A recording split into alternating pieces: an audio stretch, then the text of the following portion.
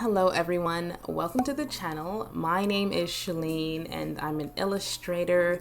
So I thought for the first video that I'd want to do would be a video describing my journey to becoming a full-time artist and what that was like and what were like the key pivotal things that I felt brought me to the place that I am today. It is, I would say, a long journey in terms of, being an artist can actually start before you claim the career of it or doing it as a full-time job. It, for me and for many artists, it started way back in our childhood.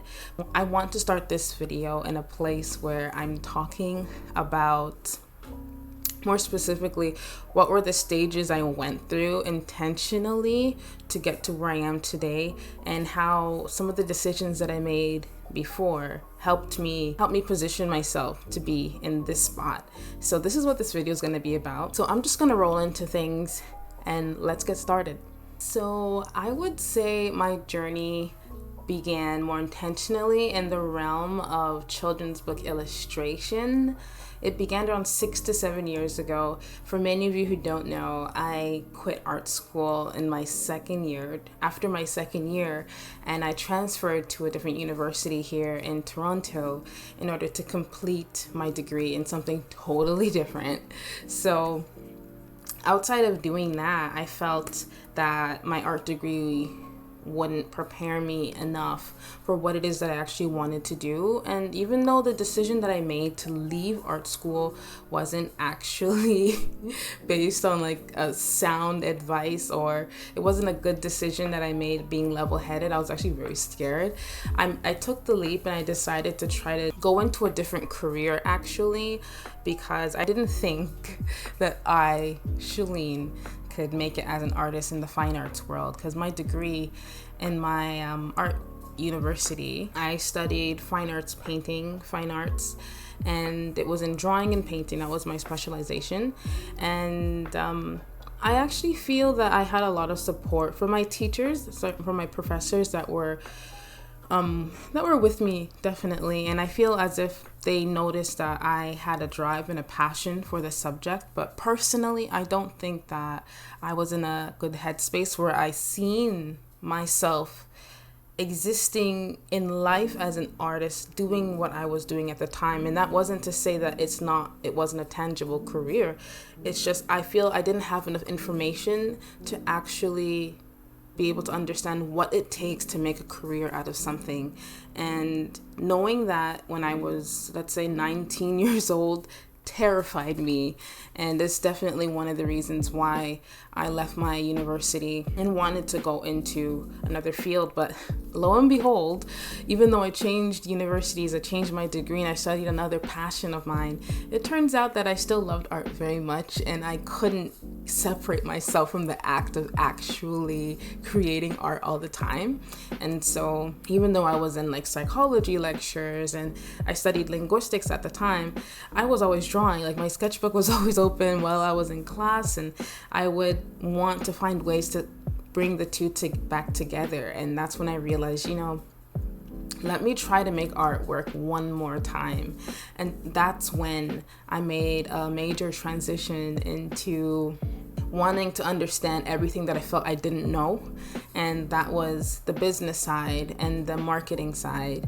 And what does it take for someone to own a business? Because I realized very early on in my first year that being an artist is somewhat like being a business person, and that wasn't what I signed up for. It's not what I signed up for at all. And I thought it was, just being in the studio, painting white walls or maybe colorful walls, and all of these, just a curated space for you to just explore and have your imagination just blow open all the time. And you just have all the materials and the tools needed for you to just explore your creative expertise. But that's just not that's just not the way things kind of panned out in my life, or the way I perceive things to actually be. And I don't wrong myself for that, and I don't beat myself up for that either, for that as well. But I do acknowledge that I came into art school with an idea of what I thought I'd be getting out of it. And actually looking at the course syllabus, I could see like in advance, it wasn't going to prepare me for what I was fearing. And that was just being left alone to figure everything out and to make sense out of things. And I didn't feel like in the year I was being prepared for owning a business and marketing myself as an artist and selling my work, and what are good rates and what are commissions, really let's break that down, and working with clients and long-term projects. I feel like those things were never discussed. So going into the business side, I felt like maybe I can commercialize my art a bit more and find a way to make this new degree that I'm going into work for my own benefit, but also maybe have art do something. So that's where it started, and that was way back in, let's say, 2014. So I really just did a deep dive into business and marketing, and this is all online research, self-study. This is not going into school. I did some paid courses. I did do that. I did invest some money into things, but I didn't go to school for it. So those things helped me alleviate some of the anxiety I was feeling, but I didn't sign up to be a business owner anyways. I just wanted to create art, and I definitely found like a peace inside of realizing maybe I do have a little bit more power in what it is that I want to do and how it is that I want to go forth and tackle those things in my personal life. So that's going to lead me to my next point, is that when I was actually in art school, I never considered myself to be an illustrator. Actually, when I was 18 years old, that is when I first considered myself to be an artist. And all up until then, I never saw myself as an artist. I was like, I'm a creative person and I like to draw and I like to paint, but I wasn't good enough in my own realm of thinking to think that, that's actually me, that's who I am. And I'm an artist, I'm a creator and a creative. So knowing that, I didn't even consider jobs like children's book illustration, and apart from animation and being an animator, I didn't even know about 3D modeling, rigging, and like the expansive ways that art is being used today, the different terms and the different areas of art and creativity, and how it's being applied in media, in TV, in film, and all of these realms, and how all those pieces are actually intersecting together, how they come together to create like this really big, beautiful idea, this concept. And the films that I love and I've come to love and enjoy after all this time. And it's crazy when I really consider it, because I had this very skewed vision of what art was and what art meant for me and what I could get out of it. So after I started finally seeing myself as an artist and putting myself in a position to learn about business and marketing and what that looks like online in 2014, 2015, I started to try to see myself in this space as an artist where I could start using my art to make money. I was a student. I was in my first or second year in a new degree. So I was probably 4 years in post-secondary education at this point. And I'm like, man, I'm racking up all this debt, school debt, and you have loans. And I'm realizing, I can't just keep borrowing. I wanted to find a way to make art work for me too. So I tried the commissions route, and that was good in its own sense, but I felt like it was really taxing for me because I was still learning what it was that I enjoyed doing. And I didn't personally always feel connected to the projects I was working on and the clients that I was working with. So even though they were like very local and it was based on word of mouth and people that I knew at the time, and a little bit of social media too at the time, using Instagram, it wasn't exactly the space I saw myself working in for a very long time. It definitely wasn't that. And so I wanted to see myself on a bigger scope, and that's when I looked around me after taking some of the online courses and having a bit more networks of people that I met through the courses and some of the communities that were available because I took the time to get to know people during those years. I started looking at the other artists around me, and some of them were like visual scribes, some of them, they did different forms of art, and it was so beautiful. It was so amazing because it really opened my eyes to the possibilities that were out there. But I started to see that, you know, what I was considering art to be in terms of high art and being a very technical painter, being very masterful in color and study, in the studies and anatomy and all of those things that I thought were relevant in order for me to be successful, weren't always required when I was just trying to help people and add value to somebody's life and earn a living at the same time. So when I started looking at other illustrators, the one that stood out to me was this wonderful woman named Daveia. I'm not sure if I'm pronouncing her name right, but I'll probably just leave her information in the description box below. And so she inspired me to go into children's book illustration because I seen the level of impact she had by being a visual, giving people eyes to see something in the words that the author was sharing.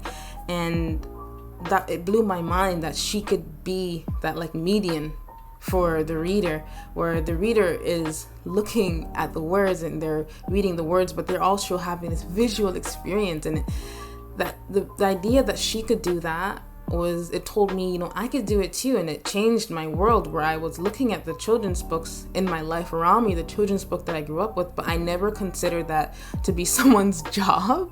I never considered that to be someone's, like, you know, bread and butter, and the way they spend their life is creating illustrations, essentially. And that just blew my mind. So, and I had to take a step back to notice that, and it still blows my mind to this day. And so in 2017 or 2018, I made a more serious, no, that's not true. In 2016, I believe I had my first actual client with an author. Actually, it was my first book that I ever worked on, and it was amazing. I have to tell you, it was amazing to be trusted in that way with your idea and with your concept, and being able to be in a position where I'm advocating for myself and for my skill and for my years of, you know, practicing and developing the skill, but also being able to work with someone with a genuinely precious idea and put this thing together privately and to help the author tell this story was just incredible. Like, I can't even I honestly can't even put it into words. And when I had that experience, it was over a couple months, maybe 6 months. I can't say per se right now, but it was definitely over a period of time, because it was a full children's book. It was the first one I did, and it was amazing. Why? Because it helped put some money in my pocket. I was able to buy some books for school, and when my loans were actually decreased, the money I was making from working with the authors helped pay for those things that I couldn't afford on my own. And I realized how much more power I was giving myself by positioning myself in the space where I could actually put food on the table using a talent of mine, or not a talent, but a skill that I've cultivated over several years, and being able to, with integrity, work with these people to bring their ideas to life. It was just mind-blowing that I wasn't breaking the law. I wasn't breaking the law at all. Like, I wasn't breaking the law. Wow.